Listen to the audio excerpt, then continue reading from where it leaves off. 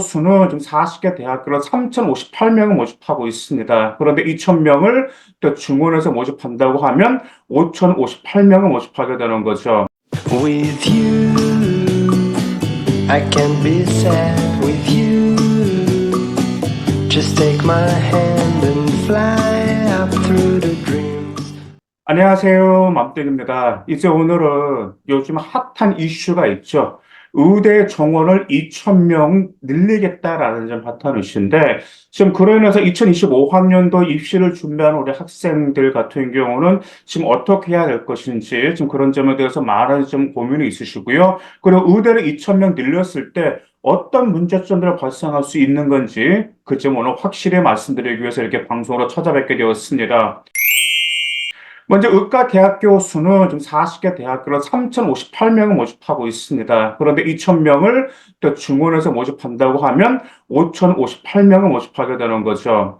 자, 그러면 치대라든지 그런 데는 몇 명을 선발할까요? 자, 치대는 630명을 모집하고요. 한의대는 725명, 약대는 1,750명, 그다음 수의대는 496명을 모집하고 있습니다. 이건 2025학년도 기준입니다. 자, 그런데 또 하나가 우리가 또 이공계 특성화 때도 우리가 아실 필요가 있어요. 포항공대라든지 한국과학기술원이라든지 그런 데 말하는 거죠. 자, 2025학년도 이차는 이공계 특성화대에서는 자, 포함은 1,920명을 모집하게 하는 거죠. 근데 여기서 의대를 2,000명 증가시켰을 때 그다음 치대 한의대, 그다음에 이공계 특성화대 모집은 어떤 변동이 있을 것인지 우리가 이 수치만 보더라도 어떤 영향력을 줄 것인지 아마 좀 대충 감이 오실 거예요. 첫 번째로 이 점이 변하고 있을 겁니다. 예전에 종로학원에서 의대 증원할 때 입시 난이도가 어느 정도 낮아질지를 통계를 냈었거든요. 이제 국수탐 평균 수치로 500명을 증원할 때는 0.3, 1,000명을 증원할 때는 0.8, 2,000명을 증원할 때는 1.3 내신컷이 낮아질 것이라고 했습니다. 근데 70% 컷수로 측정해보면 2,000명 정도를 증원하면 대략 그래도 1.5 정도는 더 낮아질 수밖에 없을 겁니다. 그 이유가 무엇이냐면 아시다시피 여러분들 그런 거 있잖아요. 대학교를 지원할 때 항상 뭐 하는 거지? 그 학과가 작년에 모집 인원과 올해 모집 인원 필요하잖아요. 그래서 올해 모집 인원이 많이 늘어나게 되면 내신 컷은 조금 떨어지는 그런 게 있다 보니까 2,000명을 증가하게 되면 당연히 내신 컷은 낮아질 수가 있습니다. 그런데 여기서 한 가지 보실 게 있어요. 자, 분명히 의대가 그러면 정말 그 상위권 빅5 대, 막 서울대, 연대 그런 데도 입결이 하락이 될까라는 점을 궁금해하시는 분들이 계신데 의대를 정원을 확대를 하게 되면 당연히 누가 늘어나게 되죠? 재수생들이 늘어납니다. 그 재수생들 중에도 정말 최고의 재수생들이거든. 이런 최고의 재수생들은 무조건 어디를 지원할까요? 빅5권에 있는 그런 의대를 지원하기 때문에 빅5권은 입결 하락이 크지 않을 거예요. 근데 그 외 의대는 아마 난이도가 낮아질 것이라는 점을 예측이 됩니다. 자, 두 번째, 의예과 합격선이 낮아지면 그러면 어디도 합격선이 낮아지게 될까? 네, 맞습니다. 치대, 한의대, 약대, 수의대 모든 합격선이 동반 하락할 가능성이 큽니다. 그 점은 아마 여러분도 감이 오실 겁니다. 그 내신 컷이 떨어질 수가 있다라는 점이죠. 보통 이런 학생들이 있어요. 보통 이제 엊그저께도 이제 상담을 한 학생이 있었는데 그 학생 같은 경우는 원래 의대를 노렸습니다. 의대를 가고 싶었는데 내신이 좀 안 됐어요. 내신을 좀 1점 중반 아니고 후반 중반 정도가 나오다 보니까 자기가 좀 의대는 좀 가기가 힘들 것 같아가지고 이제 뭐 한의대로 돌리겠다라는 그런 학생들이 있어요. 그런데 만약에 입결이 낮아지게 되면 어떻게 되는 건? 네, 맞습니다. 그런 학생들 전부 다 어디를 노리게 되죠? 근데 당연히 의대를 지원하게 된다라는 말이죠. 그러다 보니까 그 외 의학 계열도 동반 하락할 가능성이 큽니다.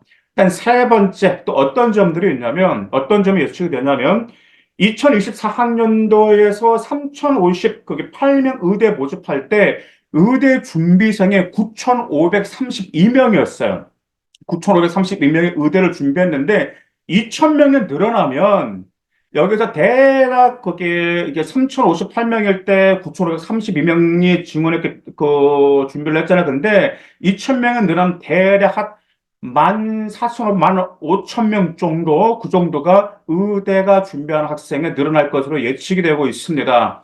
근데 대략 15,000원, 그래도 무조건 14,000원 넘어갑니다. 14,000원 넘어가기 때문에 대략 현재 우리 대한민국의 그 1등급 아이들 그 기준을 좀 잡았을 때, 자연계열도 잡았을 때, 그 정도 잡았을 때 준비하는 학생들은 많이 늘어날 거 예측이 됩니다. 그리고 또 하나가 지금 의대를 준비하는 25세 이상만 보더라도요, 계속 늘어나고 있어요. 그러면 2,000명의 증원되면 어떻게 되죠? 네, 맞습니다. 25세 이상이 된다 그러면 의대를 당연히 지원하고 당연히 26세 이상도 지금 의대를 준비하는데 늘어날 것이 늘어나고 있어요. 반수 준비생가 말할 것도 없습니다. 그래서 오늘 아까 뉴스를 보게 되니까 직장인인데 의대 2,000명을 증진한다라고 그게 증가한다고 하니까 직장인들 중에도 나 의대 한번 준비해 볼까라고 하면서 준비를 하려고 하는 그런 움직임들이 보인다라는 점이 있습니다. 그래서 이러한 반수생들과 재수생들이 많이 늘어날 것을 우리는 당연히 우리가 세 번째로 예측해 볼 수가 있겠죠. 자, 네 번째. 의대가 정원에 이제 등원되잖아요. 그러면 첫 번째로 이공계 특성화대 몇 명이었죠? 1920명이에요. 그 다음에 서연고 이공계열 의대를 준비해서 전부 다 이탈을 촉진시킵니다. 지금 요즘 뉴스를 보니까 의대 2,000명 증가한다고 하니까 뭐 계약학과 그런 서연고 합격했던 계약학과 학생들 있잖아요. 그 학생들 전부 다 반수 준비하고 있어. 그만두고 있다나 등록 안 한다라는 점에 그 이유가 무엇입니까? 네, 맞습니다. 의대를 준비하겠다라는 거죠. 그러면 2,000명이 들어가겠다는 계속해서 이탈을 촉진시키고요. 근데 이 점이 2024학년도에도 의대 반수를 준비한 학생들이 있었고, 2023학년도에도 서연고 이공계열 학생들 같은 경우는 반수 준비해서 의대를 합격한 케이스가 계속해서 늘어나고 있다 보니까, 2,000명이 더 늘어났어. 그러면, 그래. 내가 그 2,000명 늘어났기 때문에 나 충분히 의대 갈 수 있다라고 하면서 촉진시키고 있습니다. 또 참고로 우리가 이런 점들 기억해 볼 수가 있어요. 이제 2022학년도에 보니까 자, 서울대, 연대, 고대, 자연계열 같은 경우는 중도 탈락한 한 1,388명 정도 됐고, 이제 이공계 특성화대 중도 탈락률이 311명 정도 됐다고, 이제 종로학원의 통계 수치를 발표했습니다. 그래서 이 점이 만나서 이제 어디 가라든지 그 대학교를 보니까 실질적으로 이 정도 중도 탈락을 했다라는 말이에요. 그러면 앞으로도 중도 탈락은, 네, 거기에 더 증가할 수밖에 없다라는 게, 자, 우리가 네 번째를 예측해 볼 수가 있습니다. 자, 다섯 번째. 이게 굉장히 좀 큰 변화예요. 여기에서 저는 좀 많은 우려가 있어요. 지역 인재 전형에서 변화가 생기는 확실합니다. 지금 의대가 지역 인재 전형 확대로 지금 지방까지 전국에 들썩거리고 있어요. 지금 엊그제 방송에서는 이제 제주대 의대 그 총장님이신가 나오셔가지고 2026년부터 제주대 의대는 수능 성적 없이 선발하겠다라고 방송을 하더라고요. 인터뷰를. 보건복지부가 지역인재 전형으로 신입생을 60% 이상 선발하겠다고 발표했습니다. 원래는 이제 2023학년도부터 지역인재 선발 의무가 40% 법으로 정해졌잖아요. 그러다 보니까 몇 퍼센트가 정해졌는데 지금 이제 지역마다 보면 충청권, 호남권, 대구, 경북권이라든지 부울경, 부산, 울산, 경남권 40%가 의무 선발이었고, 자, 강원권, 제주권은 20%였어요. 자, 그런데 여기서 하나가 60% 이상 선발하겠다고 하면, 아무래도 좀 강원권 같은 경우는 좀 고민이 있을 수밖에 없을 것 같아요. 강원도권. 왜냐하면 강원권 같은 경우가 지역 학력 인구가 가장 적거든요. 강원도 쪽에. 그리고 강원도가 수도권과 가까워요. 그러다 보니까 아이들이 수도권을 대부분 진학을 합니다. 더구나 워낙 요즘에 교통편이 좋다 보니까 아이들이 그래 그냥 강원도 수도권까지 그냥 바로 진학한 학생들이 있어요. 그래서 그때 누구지? 그 강원도권의 한 교육 관계자분께서 이런 말씀을 하셨더라고요.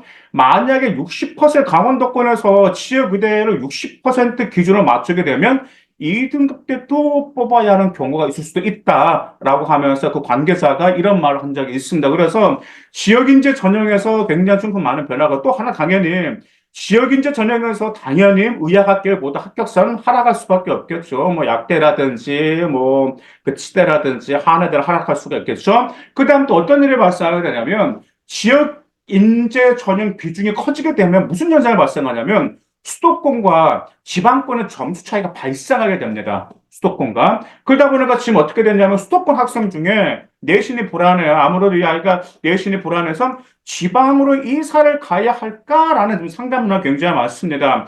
현재는 고등학교 3년만 지방에서 고시하면 되지만 2028학년도부터는 중학교, 고등학교 6년을 지방에 거주해야지만 여러분들 지역 인재 정도 지원할 수가 있어요. 그러다 보니까 지금 우리 거기 뭐야 이제 현재 뭐 초등학교를 주시는 우리 부모님들 같은 경우들이 우리 아이가 좀 공부를 해서 어떻게 의대를 가고 싶은데 당연히 그쪽에서 수도권을 공부 잘해서 의대를 가면 좋긴 좋은데 그것도 워낙 쟁쟁한 아이들이 많다 보니까 차라리 지방으로 가서 거기서 살까라고 해가지고 지역 인재를 노리겠다는 전략으로 문의를 주신 분들이 많습니다.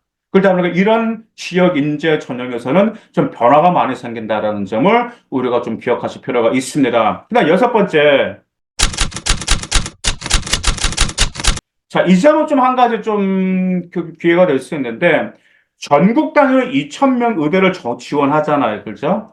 그러면 누구한테 또 기회가 생기게 되냐면, 상위 20에서 30%는 서연고에 합격할 수 있는 기회가 될 수 있는 기회가 생깁니다. 예를 들어서 우리가 예를 한번 들어볼게요.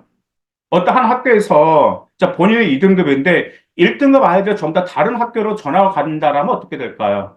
당연히 2등급 아이가 그 학교에서 1등급 될 수 있겠죠. 2,000명 학생들이 바로 의대라는 학교를 노리고 전학을 간다면 그때 상위 20에서 30% 아이들 같은 경우는 반면 무엇가 생길 수 있다? 기회가 생길 수 있다라는 점이 있습니다. 지금 의대 정원 학교의 입시기가 매우 뜨겁습니다.